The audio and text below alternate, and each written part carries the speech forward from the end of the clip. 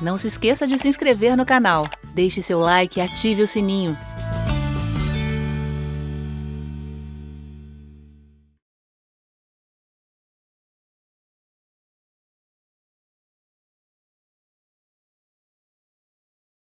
Essa palavra que eu quero compartilhar com vocês hoje à noite é uma palavra muito importante.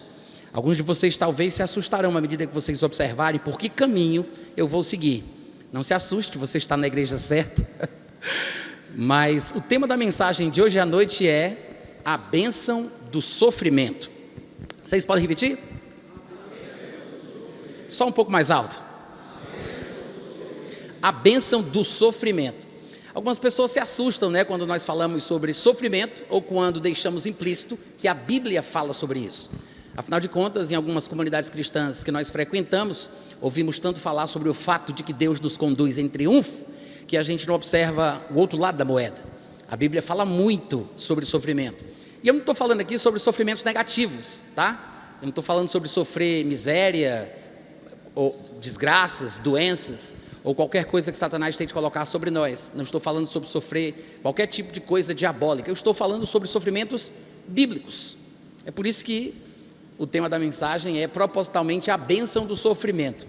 Não somente porque chama a atenção, e talvez deixe você um pouco mais curioso, mais concentrado, mas também porque nós temos textos que dizem praticamente, exatamente a mesma coisa do tema. Não nas palavras que eu proferi, mas você vai ver que há muito texto bíblico, e de forma mais especial no Novo Testamento, que ensina que há uma bênção no sofrimento. E eu ainda estou cometendo um erro, porque na minha frase aqui eu estou dizendo a bênção do sofrimento, e o Novo Testamento ensina sobre a bênção dos sofrimentos, no plural. Quantos estão prontos para a palavra? Então vamos lá. A primeira coisa que eu quero dizer para vocês é que Jesus é o nosso maior exemplo, E, claro, poderíamos falar muitas coisas sobre Jesus Cristo, mas eu quero que você lembre que o versículo que eu vou ler e os seguintes que falam sobre Jesus estão associados ao tema que a gente vai discutir, tá? A gente poderia falar muita coisa, mas observe que o assunto é o sofrimento. Lá em João 6:38 está escrito o seguinte, isso é Jesus falando: porque eu desci do céu, não para fazer a minha própria vontade, e sim a vontade daquele que me enviou. Isso é Jesus falando. Jesus disse: eu desci do céu, não para fazer a minha própria vontade, mas para fazer a vontade daquele que me enviou. E eu disse que eu quero que você lembre que esse versículo e os demais falam sobre sofrimento. Ainda que não possa aparecer, você vai ver que, na verdade, o texto está falando sobre sofrimento e as bênçãos advindas dele. Vamos primeiro descriptografar o versículo, Vamos decodificar. Jesus disse: eu desci do céu. Ele não disse: eu caí do céu. Quantos sabem que há uma diferença entre cair e descer? Sabemos de um personagem bíblico que as escrituras relatam que ele caiu do céu, mas Jesus não caiu, ele desceu. Mostra propósito, finalidade, objetivo, interesse. Então ele veio porque quis, ele saiu de lá para cá, Agora, quando a Bíblia diz que ele desceu do céu, obviamente significa que ele não continuou lá. Eu sei que parece ridículo eu ter que dizer isso, mas eu quero que você entenda que ele se locomoveu mesmo. Ele saiu de lá e veio para cá, e quando esteve aqui na terra, ele precisava se locomover com os pés para que pudesse estar em outro lugar quando ele queria. Apenas para que você entenda que ele estava lá e veio para cá, e quando ele estava aqui, ele precisava andar para chegar em lugares diferentes, tá? Ele deixou o céu, ele saiu do céu, ele abandonou o céu. Isso implica que o que ele tinha em sua natureza, em seu status, a condição que ele experimentava enquanto estava lá, foi perdida. Então, pelo fato de ele ter descido, dele ter saído do céu, ele deixou o que nós poderíamos chamar popularmente de a sua glória, Abandonou, deixou. Então ele nasceu como homem, como explica muito bem em Filipenses capítulo 2, do versículo 6 em diante. Lá se fala que ele estava com Deus, ele estava na forma de Deus, mas ele não julgou o fato de ser igual a Deus uma coisa a qual ele deveria se apegar. Algumas versões não dizem assim. A minha versão que eu uso para pregar diz: ele não usou como usurpação o ser igual a Deus, mas ninguém entende isso. É por isso que versões um pouco mais diretas esclarecem o que o texto está realmente dizendo, como a Nova Versão Transformadora, a NVI e outras semelhantes. Ou seja, o fato dele ser igual a Deus não era uma coisa a qual ele quis se apegar, não foi uma coisa a qual ele quis se apegar. Ele abriu mão do privilégio, do que ele experimentava, do bem bom da vida dele lá em cima, e por causa da gente, ele abriu mão disso e se fez como nós. De fato, o contexto de Filipenses 2 está falando exatamente isso. Ele vem falando nos primeiros versículos que não devemos fazer nada por partidarismo, nem por vanglória, não olhando apenas para si mesmo, mas sempre cada um pensando naquilo que é do outro. Aí ele diz, tenham o sentimento que Jesus Cristo teve. Ou seja, ele podia ter ficado lá, ele poderia ter ficado no que era bom para ele, ele poderia ter pensado em si, mas ele não julgou o fato de ser igual a Deus uma coisa a qual deveria se apegar. Ele abriu mão e desceu do céu. Oh glória, né? Então João 6,38, que é o versículo aqui que a gente está tentando começar por ele está em linha com Filipenses capítulo 2, pelo menos nessa parte quando eu digo que ele deixou o céu, ele saiu do céu, ele abandonou o céu, ou seja, ele deixou de ser o que ele era, ele abandonou as características que ele tinha.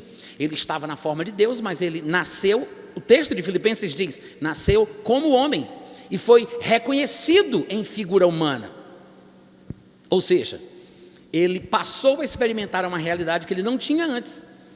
Ele estava na forma de Deus. E nós sabemos que o básico das características, dos atributos invisíveis de Deus são a onisciência, a onipresença, a onipotência. Ele abandonou tais características e nasceu como homem. E é por isso, por exemplo, que lá em Marcos capítulo 11, no versículo 13, que fala que Jesus teve fome, ele viu de longe uma figueira e foi ver se, porventura, acharia alguma coisa para comer. Ele foi ver se. Sabe por que ele foi? Porque ele não estava lá. É profundo, ninguém vai dizer amém, mas acredite, é profundo. Ele foi porque ele não estava lá. Ele foi ver. Ele não precisou e nem tinha como, algumas pessoas acham que ele deveria ter dito, né? Espada justiceira, dá-me a visão além do alcance. Não, ele teve que ir lá. Foi ver se. 3 palavrinhas muito importantes. Se ele já estivesse lá, ele não precisava ter ido. Se ele já soubesse que tinha ou não tinha, ele não iria para ver. E a questão de fazer ou não fazer ter figo mostra a condicionalidade. Ele foi ver se tinha, ele não foi criar figo, ele foi ver se tinha. Então as características de onipresença, onisciência e onipotência são claramente demonstradas ali em Marcos 11, 13, que ele estava mesmo como homem aqui na terra, embora, vez por outra, algumas revelações, algumas informações de forma sobrenatural chegassem a ele, pelo Espírito Santo de Deus, até porque Jesus, ele recebeu o Espírito Santo sem medida, oh glória. Mas Jesus estava no céu, ele estava na forma de Deus, não julgou como usurpação ser igual a Deus, esvaziou-se, abriu mão, pensando em nós, nasceu como homem, reconhecido em figura humana, ele viveu na terra como um servo. É o que diz lá Filipenses, vocês devem lembrar disso. Ou seja, há uma transição na vida de Jesus. Ele estava numa forma e assumiu outra forma.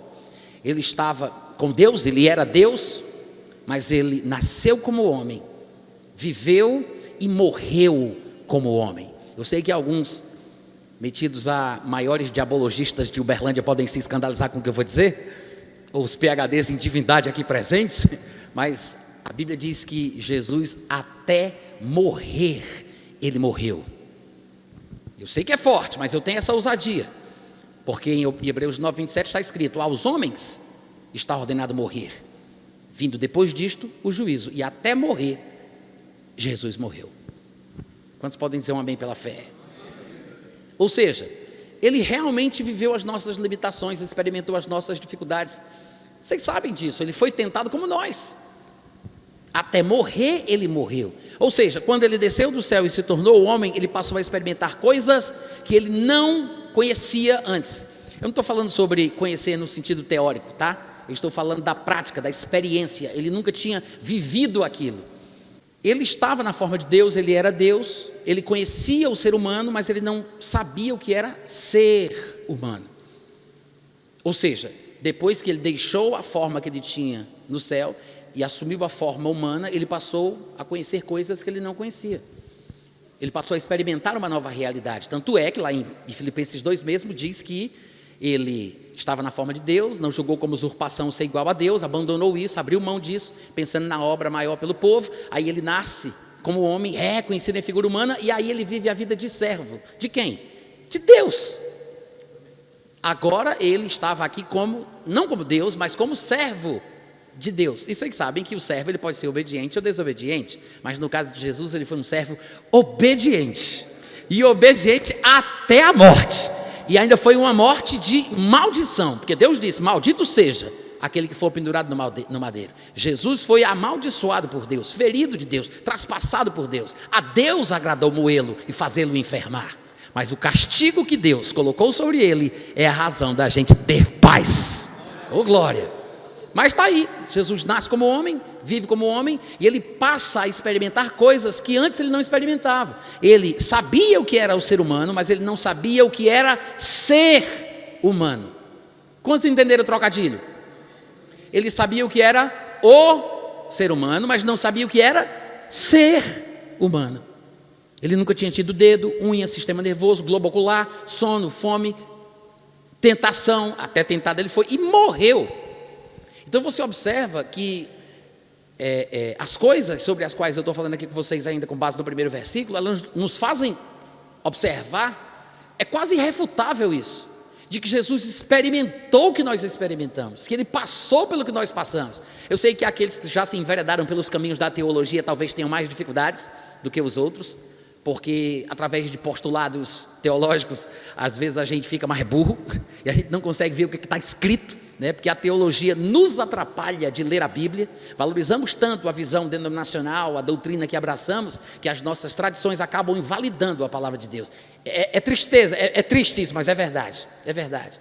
Então às vezes a gente tenta se apoiar em algum dos tripés da teologia, né? As declarações, os postulados, a união hipostática, isso e aquilo outro, e aí a gente fica um pouco confuso, enquanto o texto, no meu ponto de vista, é suficiente, da forma mais simples possível, para a gente entender a mensagem, qual é o recado que está sendo dado. Então Jesus, ele desceu do céu, e a partir do momento que ele deixou o céu, que ele saiu de lá, ele passou a ter uma realidade diferente, a experimentar uma nova situação. E é exatamente por isso que, ao ter descido do céu, estando na terra, agora como homem, tendo as nossas limitações e inclinações ruins, a Bíblia diz que ele desceu, mas não foi para fazer o que ele quer, porque ele passou a querer coisas que não devia, depois de ter descido do céu. Quantos estão entendendo? Isso é óbvio. Ele diz: eu desci do céu não para fazer o que eu quero. Se isso que ele diz que quer, que não deve ser feito, é igual ao que Deus quer, então ele não precisa se precaver e não fazer. Porque se o que ele quer é o que Deus quer, se a vontade dele é a vontade de Deus, se ele fizer a vontade dele, ele está fazendo a vontade de Deus. A única coisa que nos faz entender o que Jesus diz aqui é se essas duas vontades foram diferentes. Se a de Deus é uma e a de Jesus é outra, aí faz sentido a colocação de Jesus. Então ele diz: eu desci do céu não para fazer a minha própria vontade. Às vezes eu gosto de inverter a ordem das palavras desse versículo, e eu coloco assim, Jesus diria, né? Eu desci do céu para não fazer a minha própria vontade. Ou seja, um dos objetivos da vida de Jesus era justamente passar por essa experiência árdua, sofrida, de querer e não poder, de querer e não ceder, de sofrer por não ter o que a carne pede. Porque não vem dizer para mim que é fácil, não vem dizer para mim que não tem sofrimento em querer e não poder, e não dever, e não ceder. Quantos estão entendendo? Ou seja, troca de miúdos, Jesus passou a ser tentado como nós, simples. Ele recebeu uma natureza idêntica à nossa, inclinada ao pecado, e passou a experimentar a tentação. Ele nunca tinha passado por isso na vida dele antes. Ele estava na forma de Deus, sabia o que era o ser humano, mas não sabia o que era ser humano. É por isso que lá em Hebreus capítulo 4, versículo 15 está escrito: porque não temos um sumo sacerdote, leia-se supremo representante. Nós não temos um sumo sacerdote que não possa compadecer-se das nossas fraquezas. Antes, pelo contrário, nós temos um que, como nós, em tudo foi tentado. A minha versão diz assim: não temos um que não possa compadecer-se das nossas fraquezas, antes foi ele tentado em todas as coisas à nossa semelhança. As versões corrigidas fiel, revisada, a corrigida e algumas outras que seguem o texto recebido, né, o textos receptos, colocam como nós, que é basicamente a mesma coisa de a nossa semelhança. O fato é que Jesus foi tentado como nós. Sabemos que ele só passou a ser tentado como nós quando ele se tornou o que nós somos. Antes de descer do céu, antes de deixar o céu, antes de passar a ter uma vontade humana que deve ser controlada e evitada para que a de Deus prevaleça, né? Antes disso ele não experimentava essa realidade. Depois ele passou a lutar contra os mesmos pesos e pecados que nós. Hebreus fala sobre pesos e pecados, né? Para a gente se desembaraçar dos pesos e dos pecados que tenazmente nos assediam, tentando impedir a nossa carreira. Tem coisas que são pesos e não são pecados. Distrações, coisas que atrapalham, que estão impedindo a nossa carreira. Tem pesos e pecados. Então, Jesus ele passou a experimentar a mesma realidade, a mesma coisinha da gente. E o que é interessante é que agora faz sentido ele dizer, eu desci do céu, não para fazer a minha própria vontade, mas sim a vontade daquele que me enviou. Então ele desceu para que ele não fizesse essa vontade dele, mas fizesse a de Deus. Então, para que a de Deus prevalecesse, a dele não poderia ser feita. Ele foi tentado, resistiu à tentação e controlou os impulsos carnais que ele possuía, assim como ele esperava que nós fizéssemos também. Ele é o nosso modelo, ele é o nosso padrão, né? O nosso protótipo. E lá em Tiago, capítulo 1, versículo 14, diz assim, ora, cada um de nós é tentado pela sua própria concupiscência. Outras versões diriam pela sua própria cobiça, pelo seu próprio desejo. É a mesma coisa de pela sua própria vontade. Cada um de nós é tentado, não pela vontade da mulher, não pela vontade do melhor amigo ou inimigo íntimo, né? Sabe-se lá. Você é tentado pela sua própria vontade. Eu não sou tentado pela sua vontade e você não é tentado pela minha.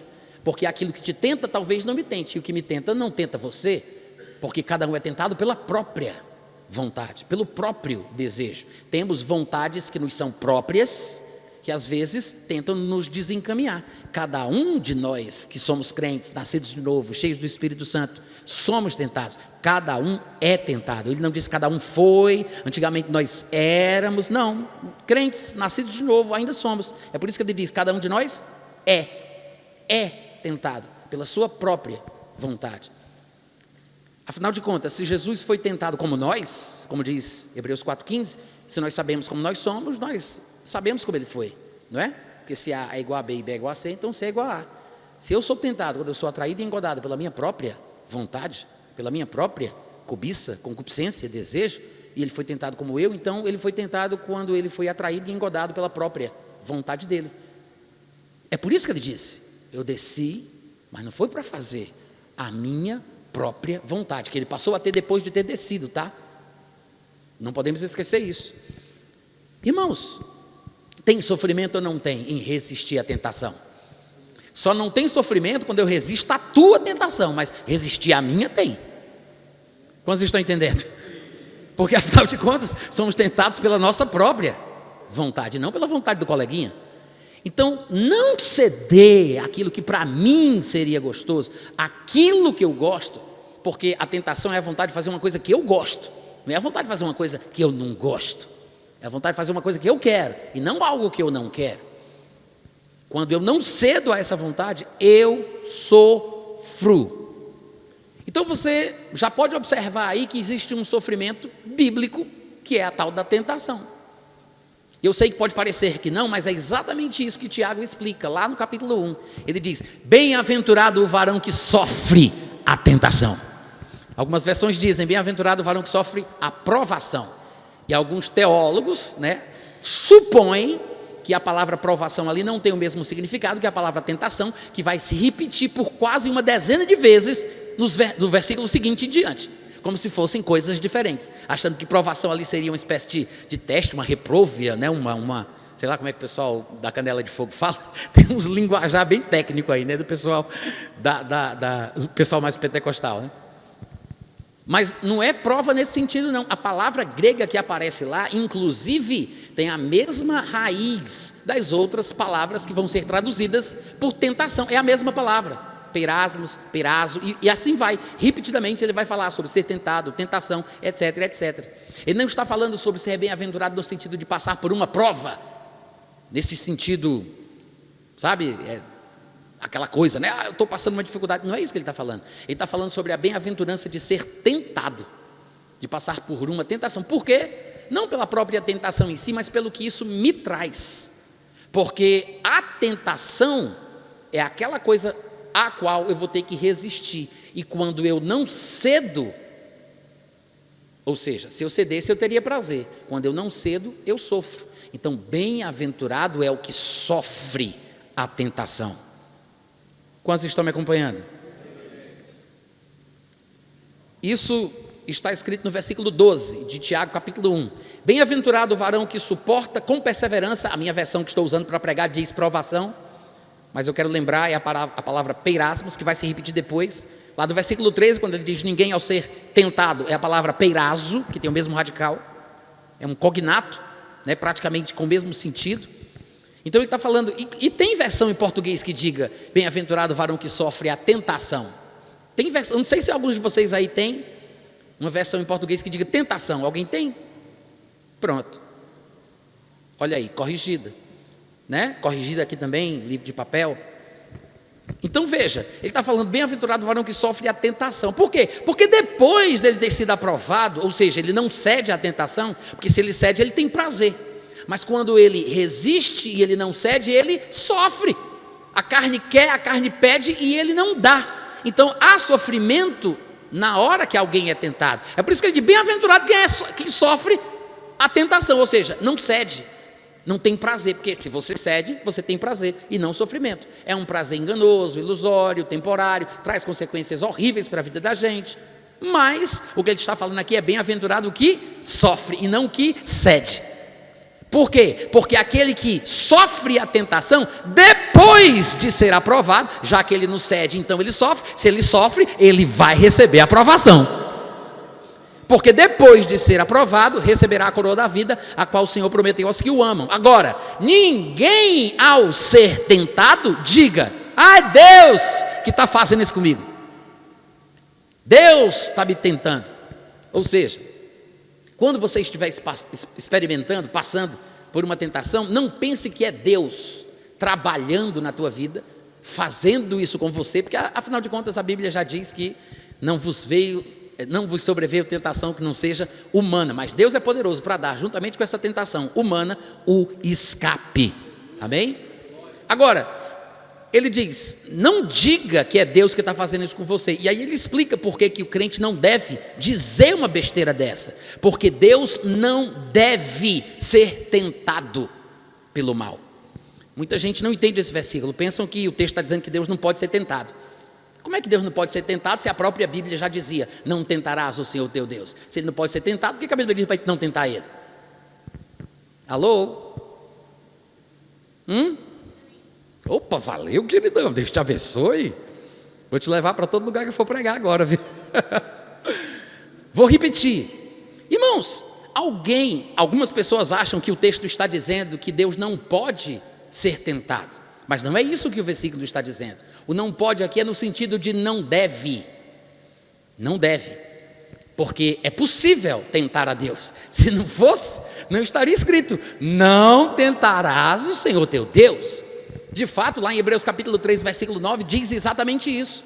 Hoje, se ouvirdes a voz do Senhor teu Deus, não endureçais o vosso coração, como foi no deserto, na tentação, no dia da tentação, na provocação, quando os vossos pais me tentaram e me puseram à prova, dizendo, está Deus no nosso meio ou não? Ou seja, quando você vai olhar essa passagem de Hebreus 3:9, depois você pega a sua Bíblia com referências cruzadas, e você vai ver que aponta para o Salmo 95, versículo 6, se não estiver enganado, e lá vai ter uma referência que aponta para Êxodo, capítulo 17, do versículo 1 até o versículo 7. Ou seja, há uma construção da ideia do que é que significa tentar a Deus. E lá em Êxodo 17:7 diz que a tentação foi no dia da provocação no deserto, que inclusive foi batizada de Massá e Meribá por causa disso, porque contenderam com o Senhor dizendo.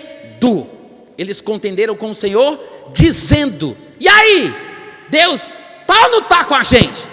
Ele tirou a gente lá do Egito para a gente morrer aqui nesse deserto? E aí, cadê Deus? Ele está ou não está com a gente?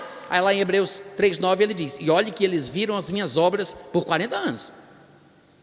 Então, como é que se tenta a Deus com a sua atitude em relação a Ele? Como você considera as ações e as obras de Deus? O que você diz sobre o que Deus faz e o que Deus não faz? É por isso que em Tiago faz sentido ele ter dito: ninguém ao ser tentado, diga, é Deus que está fazendo isso comigo, porque Deus não deve ser tentado pelo mal. Assim como está escrito em Hebreus 3:9, Salmo 95, Êxodo 17. Quantos estão entendendo? Esse é o contexto bíblico, não teológico, mas bíblico, sobre tentar a Deus. Vai procurar na Bíblia o que significa tentar a Deus, você vai cair aqui, nessa história. Não tem outra coisa que se possa dizer. Então, como é que se tenta a Deus? É atribuir a Deus uma coisa que Ele não faz. Então, quando você for tentado, é isso que Tiago está dizendo aqui. Não diga que é Deus que está fazendo isso com você, porque Deus não tenta ninguém. E você não deve tentar a Deus com essa atitude má. Quantos estão acompanhando? Aí ele diz, versículo 14, ao contrário, é Deus. Cada um é tentado pela sua própria. Não tem nada a ver com Deus. Cada um é tentado pela sua própria cobiça, concupiscência, vontade, desejo e etc. Então, se Jesus ele foi tentado como nós, e nós somos tentados quando a nossa cobiça, nossa vontade atrai, seduz, somente quando ela concebe e dá à luz o pecado, porque o pecado é o filho do desejo, né? Somente quando ela concebe e dá à luz o pecado, aí o pecado praticado, sim, ele gera morte. Mas a vontade de pecar não é pecado. Porque é importante entender isso. Porque alguns podem não entender o que significa dizer que Jesus era tentado, porque acham que ser tentado é pecado. Mas biblicamente não.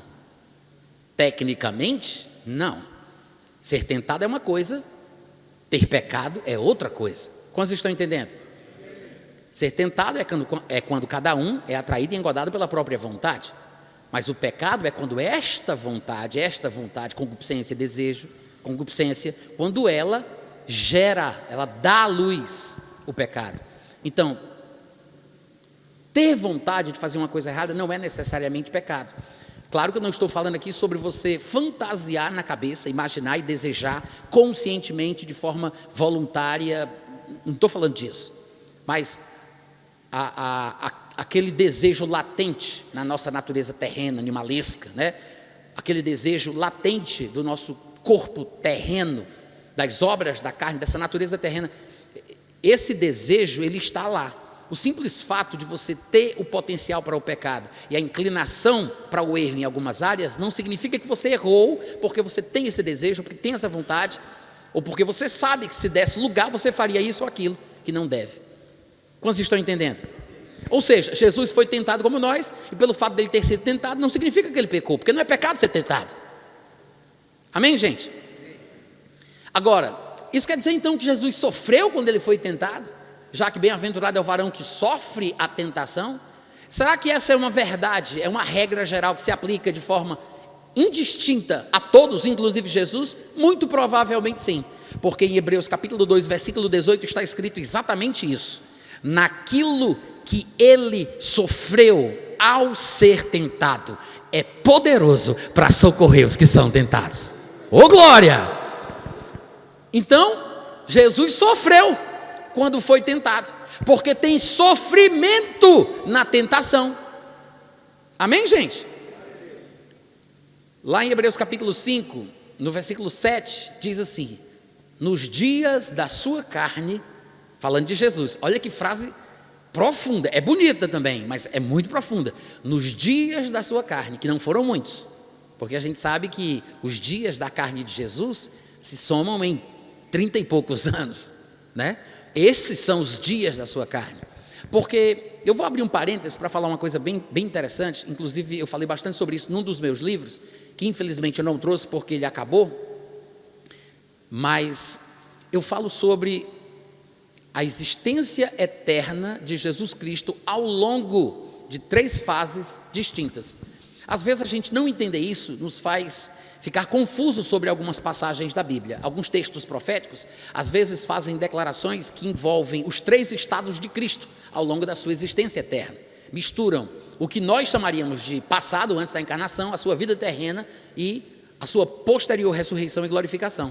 Há textos proféticos que, às vezes, têm enunciados que misturam os 3 estados de Cristo ao longo da sua existência eterna. Mas a gente tem que saber distinguir cada estado de cada texto. porque senão a gente vai ficar confuso. Se a gente não souber desses 3 estados ao longo da sua existência eterna, a gente, por exemplo, não vai entender os próprios textos do Evangelho. Muita gente faz isso na teologia. Eles olham para Jesus como o Deus onipresente, onisciente e onipotente, que por causa disso repreendeu o vento, repreendeu o mar, amaldiçoou a figueira, falava coisas e tudo acontecia.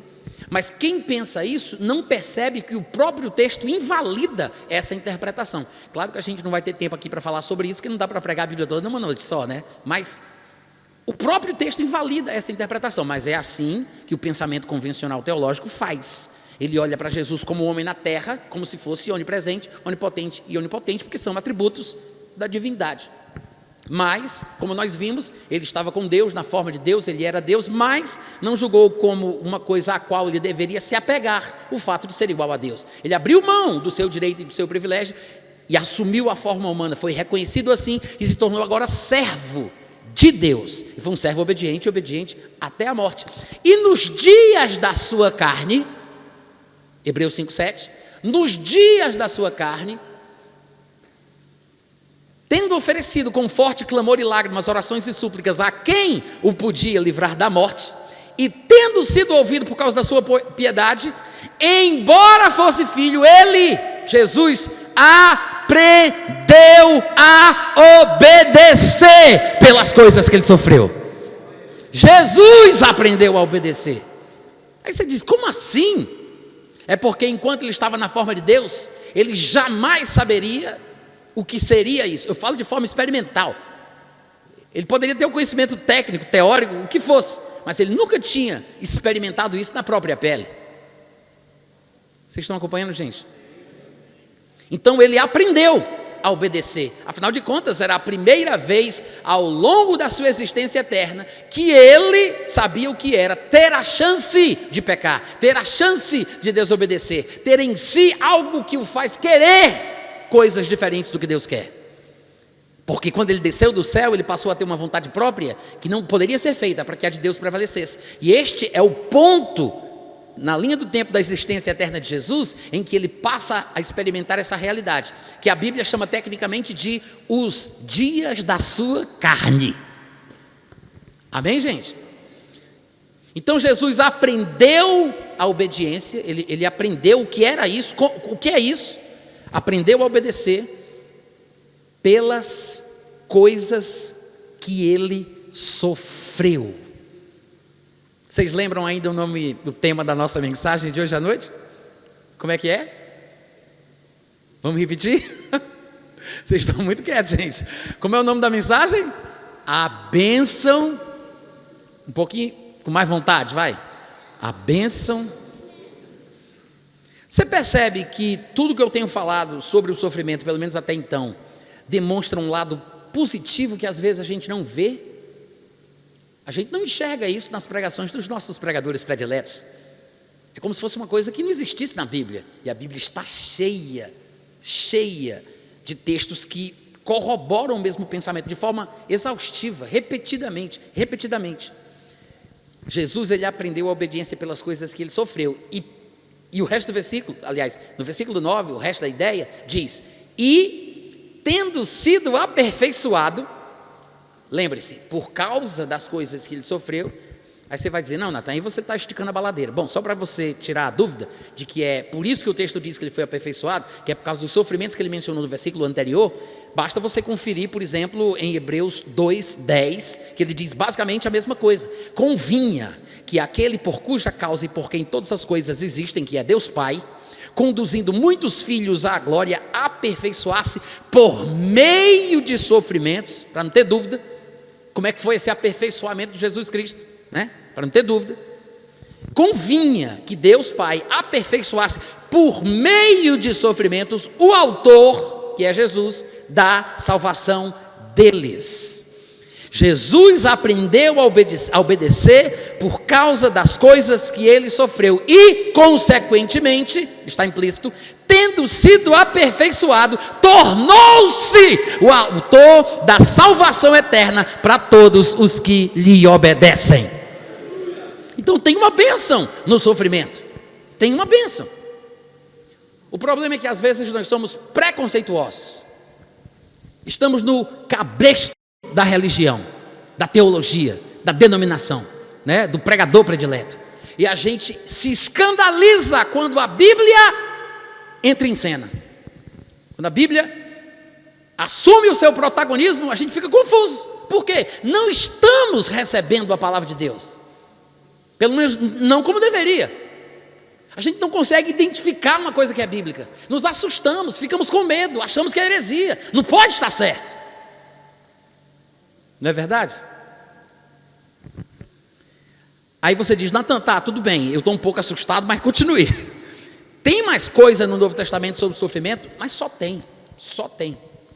Em 2 Coríntios, capítulo 1, versículo 5, diz assim: assim como os sofrimentos de Cristo, sofrimentos no plural, se manifestam em grande medida a nosso favor, assim também a nossa consolação transborda por meio de Cristo. Em Atos capítulo 5, versículo 41, a Bíblia diz que Pedro e João se retiraram do sinédrio, regozijando-se por terem sido considerados dignos de sofrer pelo nome de Jesus. É uma coisa assim, aparentemente paradoxal, né? Ser digno de sofrer. Isso quer dizer então que não é para qualquer um. Não é uma coisa assim banal, trivial, vulgar. Tem que ser digno para experimentar esse sofrimento. Na cabeça de Pedro e de João, era uma coisa honrosa demais ser considerado digno para sofrer pelo nome de Jesus. Glória! Aleluia! Atos 9, do 15 ao 16, Jesus confirma essa ideia, agora mandando um recado para Paulo. Ele diz a Ananias: vai, porque Paulo é para mim um instrumento escolhido para levar o meu nome perante os gentios e reis e também perante os filhos de Israel. Para quem pensa que Paulo era apóstolo somente para os gentios, né? Não conhecem muito a Bíblia e não sabem que Paulo foi chamado para pregar para judeus e para gentios. Aí ele diz, Jesus fala: pois eu lhe mostrarei o quanto é importante para ele. Lhe importa sofrer pelo meu nome. Oh glória! Eu vou mostrar para ele o quanto é importante para ele. Amém, irmãos? O quanto lhe importa sofrer pelo meu nome. Em outras palavras, tem uma bênção no sofrimento. Tem uma bênção. E às vezes a gente nem sequer observa isso. Mas o sofrimento, ele aparece no Novo Testamento. Eu estou me restringindo ao Novo Testamento, né, que é a aliança vigente. O sofrimento, ele aparece dentro de diversos contextos diferentes. Todos os contextos. Na Bíblia, no Novo Testamento. Relacionamento conjugal, relacionamento interpessoal, relacionamento ministerial. Em todos os contextos.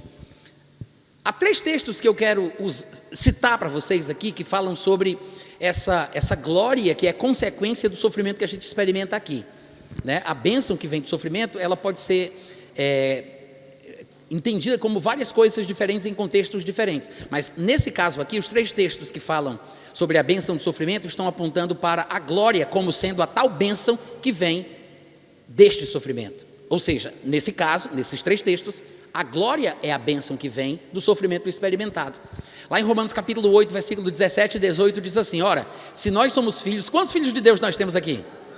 Se, e somente se, né, como diz na matemática, se nós somos filhos de Deus, somos também herdeiros. Ora, fica implícito que se eu sou herdeiro de Deus, eu sou co-herdeiro com Cristo. Então, se como Ele eu sofrer, também com Ele eu serei glorificado. Quantos querem a glória? Então você precisa do sofrimento. Quem quer a glória, precisa do sofrimento. Porque se, e somente se, sofrermos como Ele, também com Ele seremos glorificados. E alguém poderia se entristecer quando pensa em sofrimento. Aí Paulo, no versículo seguinte, para poder responder a este pensamento que poderia surgir na cabeça de algum irmão, ele diz: irmãos, para mim, pode ser que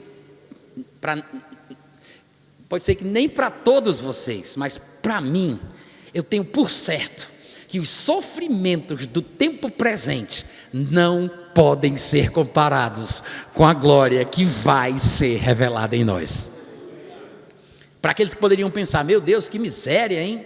Ter que sofrer para receber a glória, eu pensei que era de outra forma. Misericórdia, não gostei. Aí Paulo diz, irmãos, para mim, pode não ser para todo mundo, mas para mim, eu tenho por certo que os sofrimentos do tempo presente não podem ser comparados com a glória. É interessante que ele diga, não podem ser comparados com a glória que há de ser revelada em nós, né? Ele não diz a glória que vai ser revelada para nós. Ele está falando em. Obviamente que fica implícito que ele está falando sobre alguma coisa que vai acontecer no nosso corpo. A mudança, a glorificação, a transformação. Essa natureza terrena sendo absorvida pela natureza celestial. Quando o mortal for absorvido pela vida. Quando o corruptível for absorvido pela incorruptibilidade. Oh, glória a Deus. Ele está falando disso. Ela vai ser revelada, não é para nós, é em nós. E lá em 2 Coríntios 4,17, que é o versículo primo de Romanos 8,18, ele diz, porque a nossa leve e momentânea tribulação produz. O que é interessante é que ele coloca aí uma ligação direta. Ele diz, olha, você quer a glória, não quer? Então você precisa do sofrimento, porque a tribulação produz. A tribulação o que, gente? Produz a glória. A tribulação produz para nós um eterno peso de glória acima de toda comparação. Você observou como são semelhantes? Romanos 8,18 e 2 Coríntios 4,17. Lá em Romanos 8,18 ele diz, porque tenho para mim que os sofrimentos do tempo presente não podem ser comparados com a glória que há de ser revelada em nós. E em 2 Coríntios 4,17 ele diz, porque a nossa leve e momentânea tribulação produz para nós um eterno peso de glória acima de toda comparação. É a mesma coisa. É a mesma coisa. Ordens de palavras invertidas, mas é a mesma coisa. Paulo escreveu 2 Coríntios 4,17, Paulo escreveu Romanos 8,18. Se ele está falando do mesmo assunto, ele tem que dizer a mesma coisa. Quantos estão entendendo? E em 1 Pedro, capítulo 5, do versículo 8 ao 10, ele diz assim, sede sóbrios e vigilantes, o diabo, vosso adversário, anda em derredor, ou ao redor, né, são expressões sinônimas, como leão que ruge procurando alguém para devorar. Resisti-lhe firmes na fé, certos de que, quem lembra do resto do versículo? Está aí atrás a cola? Não. Certos de que sofrimentos iguais aos vossos estão se cumprindo na vossa irmandade espalhada pelo mundo. Ele diz, sofrimentos iguais aos vossos. Os vossos irmãos estão sofrendo no mundo todinho. Na Ucrânia, na Rússia, na Coreia do Norte, na China, no Paquistão, na Turquia, nos Estados Unidos, no Reino Unido, na Europa, em qualquer lugar que tiver um crente, ele vai sofrer. Porque todo aquele que quer viver piedosamente em Cristo Jesus sofrerá perseguições, né? Sofre mais ou sofre menos, porque, claro, se você estiver numa sociedade cristianizada, é mais fácil viver aí, né? Porque você não tem tanta oposição. Teremos uma vida mansa e tranquila. E isso é bom, porque dá para a gente evangelizar, porque Deus quer que todos os homens sejam salvos e cheguem ao pleno conhecimento da verdade. Agora, se você vive numa sociedade hostil a Ele, é ter que nadar contra a maré. Você talvez não consiga nem sequer fazer tanta coisa. E em situações assim, a única semente que às vezes você é capaz de plantar é a sua própria vida. Com a sua morte, você sendo um mártir, aquilo faz o evangelho alcançar o coração de alguém. E dali se multiplica. Aquilo irradia, é uma reação em cadeia. Às vezes, a sua morte é a única semente do evangelho que você consegue plantar numa sociedade hostil a ele. Claro que se você conseguir driblar as autoridades, desobedecendo aqui e ali, contrabandeando Bíblia, vivendo no underground, né, no submundo daquela sociedade, porque é bíblico desobedecer às autoridades, quando as autoridades nos ordenam desobedecer a palavra, tá? Mas, se você conseguir sobreviver um pouco mais, talvez você faça mais coisa, talvez você ganhe mais gente. Se você conseguir se manter vivo, se não der certo, amém, morra, em nome de Jesus, né? Mas você vai sofrer mais ou menos, dependendo do quão fechada é aquela sociedade, aquele país. Os irmãos concordam? Então, claro, Os irmãos, de uma forma geral, estão sofrendo as mesmas coisas que nós, em qualquer lugar do mundo. Que o diabo, o nosso adversário, anda ao derredor como um leão, procurando alguém a quem possa tragar. Aí ele diz, versículo 10, ora, o Deus de toda a graça, que em Cristo vos chamou para o quê? Para a sua eterna glória. Depois, não é antes, é depois de você ter sofrido por um pouco, porque é leve e momentânea, se comparada com a glória que está para ser revelada em nós. Ele diz, depois de vocês terem sofrido por um pouco, Ele mesmo vos há de aperfeiçoar, firmar, fortificar e fundamentar. Amém, gente? Então veja que os 3 textos que a gente viu, Romanos 8, 17 e 18, 2 Coríntios 4, 17 e 1 Pedro 5, do 8 ao 10, falam sobre sofrimento e glória. Sofrimento e glória. Os sofrimentos do tempo presente não podem ser comparados com a glória, porque se eu sofrer com Ele, eu também serei glorificado, porque a tribulação produz para nós um eterno peso de glória. Sofrimentos iguais aos nossos estão se espalhando pelo mundo, em todos os irmãos, mas depois que a gente tiver sofrido por um pouco, Ele vai nos fortificar, afirmar, glorificar, porque fomos chamados para a sua glória. Amém, gente? Vocês conseguem ver que existe uma bênção no sofrimento? Sim? Existem pelo menos 3 tipos de sofrimentos bíblicos, pelo menos 3, tá? Sofrer perseguição, sofrer a perda e sofrer a tentação. 2 deles a gente até já mencionou aqui, né? Lá em 2 Timóteo, capítulo 3, versículo 12, na versão corrigida de João Ferreira de Almeida, diz assim: e também todos os que piamente querem viver em Cristo Jesus sofrerão ou padecerão perseguições. Então, é um sofrimento bíblico e a gente tem que estar preparado para isso. Às vezes o sofrimento é menor, dependendo do contexto no qual a gente está inserido. Pode ser um sofrimento na escola, no trabalho, na família e por aí vai. Jesus disse que em meio a esses tipos de sofrimentos, pode ser até que o pai, a mãe, os parentes se tornem nossos inimigos, nos causando esse desconforto, essa perseguição e essa experiência ruim. Mas todo aquele que quer viver piedosamente sofrerá algum tipo de oposição ou perseguição. É um sofrimento bíblico. Em Filipenses capítulo 3, do versículo 8 ao 10, eu só vou ler o versículo 8 e o 10, ainda na versão corrigida, Paulo diz assim: na verdade, eu tenho também como perda todas as coisas pela excelência do conhecimento de Cristo Jesus, meu Senhor, pelo qual eu sofri a perda. É por isso que eu uso essa versão nesse momento. Ele diz, por amor de Cristo eu sofri a perda. É o sofrimento da renúncia, quando você abre mão, quando você deixa tudo para seguir Jesus. Jesus mesmo, enquanto pregava na terra, ele falou sobre isso. Ele disse, aquele que deixa casa, pai, mãe, terra, por amor de mim. Não é fácil, tem um sofrimento aí, mas é um sofrimento bíblico. Amém, gente? E Paulo disse, eu sofri a perda para que eu possa ganhar o conhecimento de Cristo. E no versículo 10 ele fala várias coisas, né, entre o 8 e o 10, mas aí no 10 ele volta ao assunto, fechando aí, né, a conclusão do pensamento, e ele diz, ora, eu faço isso para conhecê-lo, como ele já tinha dito, que era para isso que ele fazia, para conhecê-lo, para conhecer o poder da ressurreição dele e para participar dos seus sofrimentos, conformando-me com ele na sua morte. Então Paulo disse, eu participo dos sofrimentos de Cristo como um bom soldado. Os mesmos sofrimentos que ele teve, eu também quero ter. Eu faço isso, sofro, abro mão, renuncio, para que eu possa ter comunhão com os seus sofrimentos. E em Tiago, capítulo 1, versículo 12, inclusive a gente já citou aqui, né? É o sofrimento da tentação, porque bem-aventurado é o varão que sofre a tentação. Ele não cede, ele sofre. Porque quando for aprovado, receberá a coroa da vida, a qual o Senhor tem prometido àqueles que o amam. E nós vimos que Jesus sofreu quando ele foi tentado. Então, há pelo menos 3 tipos de sofrimentos bíblicos. Não é sofrer miséria, doença, desgraça ou qualquer situação desmoralizante e paralisante que Satanás tente colocar sobre nós. São sofrimentos bíblicos.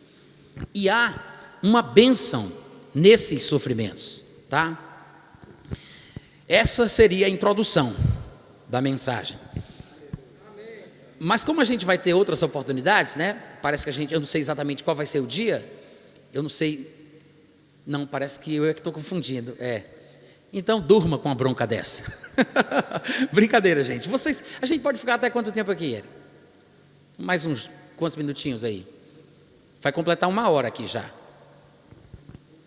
Tá.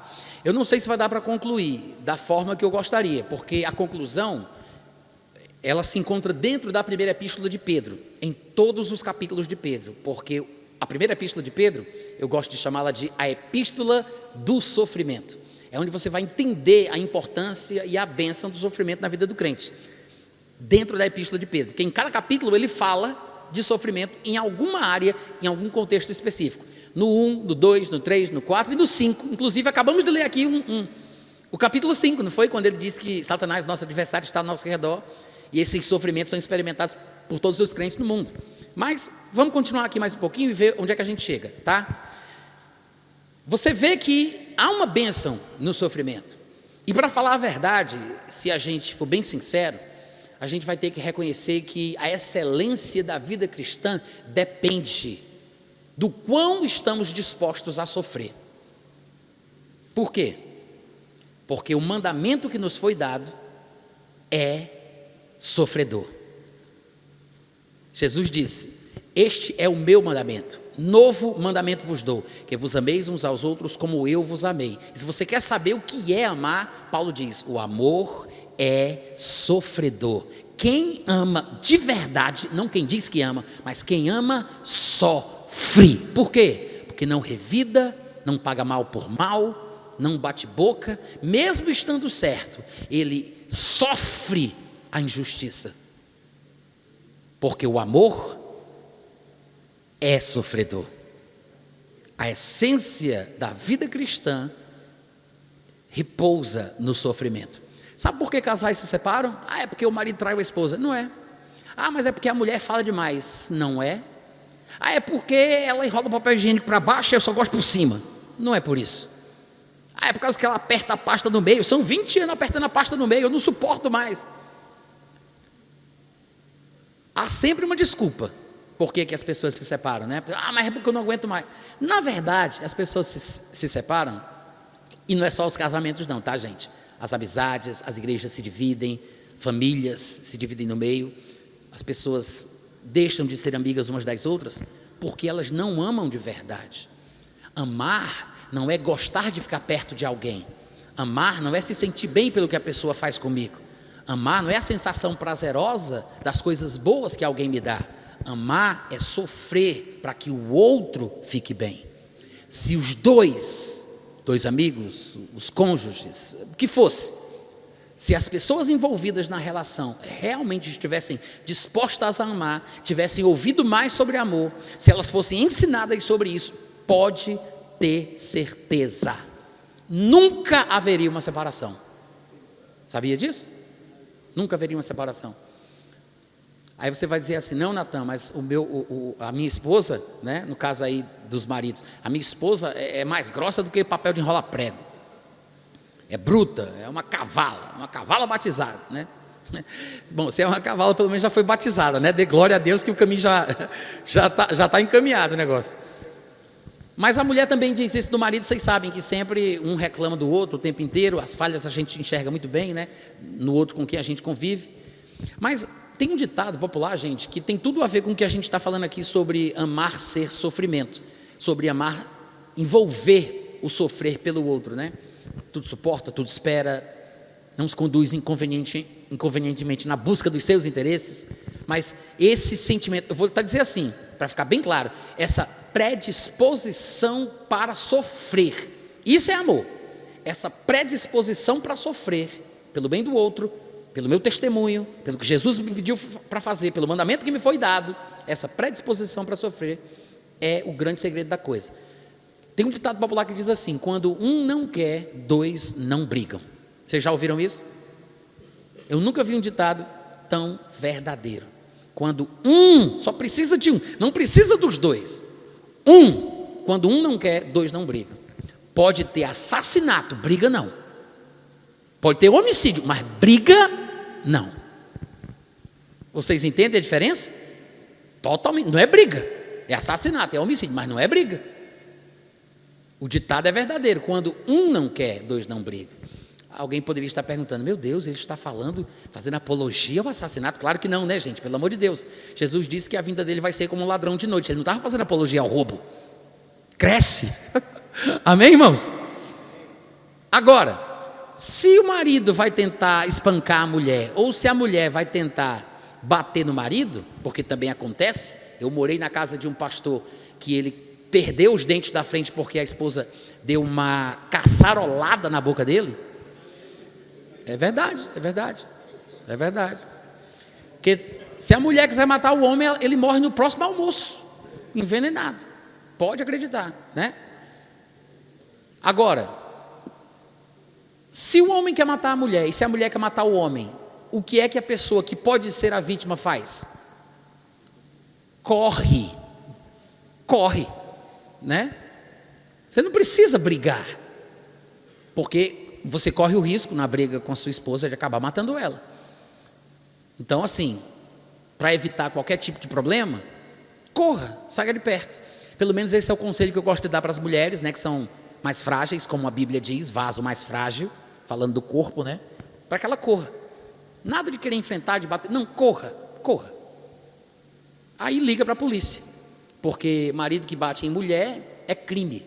Pastor não tem nada a ver com isso. Vou ligar para o meu pastor para ele me ajudar. Pastor não é delegado de polícia. Isso não é assunto bíblico, isso é assunto criminal. É para ligar para a polícia, para o delegado, para esse safado ser preso. Diga amém. Agora, como eu disse, louco é o homem que bate em mulher, porque pode morrer envenenado no próximo almoço, né? Mas quando um não quer, os dois não brigam, por causa dessa atitude correta, que é o amor, a predisposição para sofrer. Então você observa que, de tudo que eu falei, eu não vou entrar em 1 Pedro, porque eu vou ficar me sentindo mal, porque eu não vou falar as coisas que eu gostaria. Não adianta simplesmente mostrar o versículo, eu estou aqui para explicar o texto, né? Então eu vou me sentir mal, e vai ser uma injustiça com vocês. Mas o que a gente viu aqui é suficiente para nos fazer pensar diferente nesse sentido.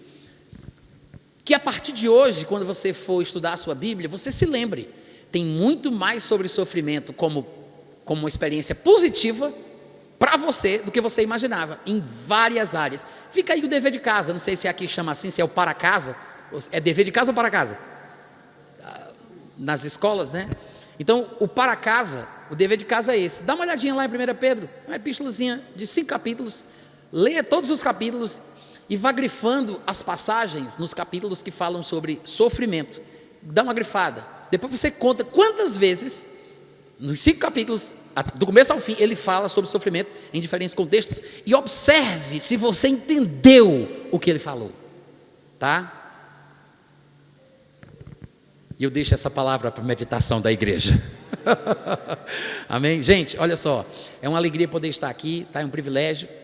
Se vocês quiserem se aprofundar em alguns desses assuntos, estão lá no meu site, que é o meu nome, natanrufino.com.br. Eu tenho um podcast de áudio também, tem um aplicativo dentro do Telegram, que é Natan Rufino Bot. Eu tenho alguns livros ali, tá? Eu não trouxe todos os títulos que eu tenho publicado, não dava para fazer isso, né, por causa do excesso de bagagem, essas coisas, mas tem alguns ali, sobre arrebatamento, sobre o anticristo, sobre a ilusão de que existe a promessa da salvação dos parentes, um livro sobre libertação da imoralidade sexual, e tem outros temas. Então, se você tiver interesse, procura lá, abençoa a sua vida, e muito obrigado pelo carinho, pela atenção e pela paciência. Deus abençoe vocês, até a próxima, em nome de Jesus.